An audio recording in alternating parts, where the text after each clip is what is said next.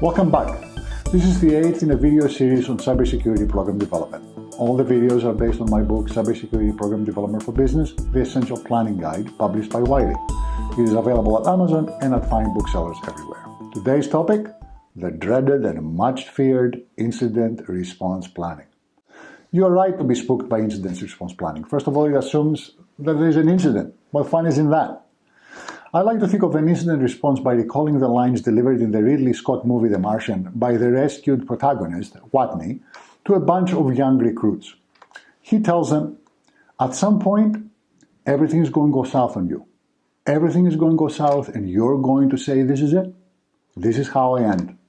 Now you can either accept that or you can get to work. That's all it is. You just begin. You do the math. You solve one problem and you solve the next one and then the next one. And if you solve enough problems, you get to come home. Same exact thing with cybersecurity incident response planning. At some point, you will have an incident. And the only way out of it, the only way you'll be able to recover is by relying on your incident response planning. Incident response planning is not just a good idea. It's the law. Already there are several regulations out there that mandate formal incident response plan. FISMA mandates it. And so does New York State with its latest regulation covering financial services firms. There are 6 phases in incident response planning. Phase 1, preparing. Less obvious than you think, and it comes with a couple of must-have prerequisites. Your company must have a current business continuity and disaster recovery plan. If you don't, stop, go back, develop them, and then resume your incident response planning. Next step, you need to identify resources, roles, and responsibilities. If you're outsourcing incident response, make sure you understand what you're buying.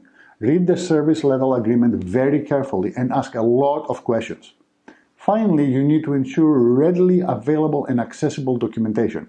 Have a clear who does what when policies and practice. Phase 2 is identifying the incident.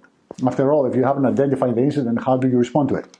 You'll be surprised to know that most breaches, on average, can take several months to be detected.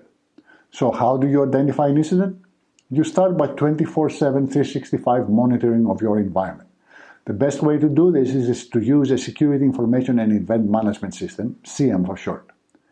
Keep in mind that as good as a SIEM as you may have, along with the rest of your intrusion detection and prevention systems and your data loss prevention systems, unless they are expertly tuned and maintained, they will provide useless information.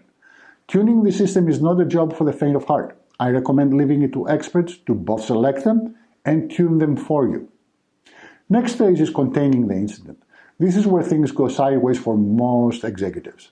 So the best advice I can give you is stick to your script. Do not panic. Fall back on your training, documentation, and incident response procedures that you have developed in the planning phase for your specific company. Trust your controls and monitoring systems. Don't second guess them. What are they telling you? Computers don't lie.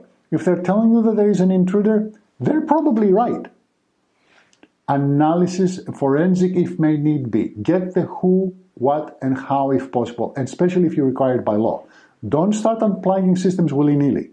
Step 4, act according to protocol, regulations, and business requirements. Remember, you may be required by law to follow certain steps. Phase 4 is all about treating the incident. This is the part where you do things like severing access, disabling malware, killing off viruses and the like, or restoring from backup, switching over to redundant systems, or relying on automatic failover systems. This is also the part that you need to be very careful about evidence preservation and chain of custody. If you are required to preserve the evidence, you can't unplug or rebuild the affected equipment. You therefore must treat the incident in accordance with your specific requirements. Phase 5 is recovering. The treating phase leads you here. Hopefully you have been able to treat the incident right so you can meet your maximum tolerable downtime, your recovery point objectives, and your recovery time objectives. Bottom line, be thankful of your backup. The last phase, and one that's most important, post-incident review. People call this all sorts of things, from post-mortem to lessons learned. Call it Bob for all I care. Just make sure that you go through it. Review the metrics. Document the incident. Understand what worked and what didn't. Integrate your experience with your incident response planning, documentation, and procedures, and then train against them. Incidents are inevitable. Indeed, they are not an if, they are a when. With careful planning, you can survive them all. That's all there is to it. You solve one problem, then the next, and then the one after that. And with some luck, you're back in business in no time. For more information, please watch the rest of my short videos and check out my book, Cybersecurity Program Development for Business, The Essential Planning Guide. You can also reach me and ask me direct questions by visiting cybersecurityforbusiness.com. Thank you.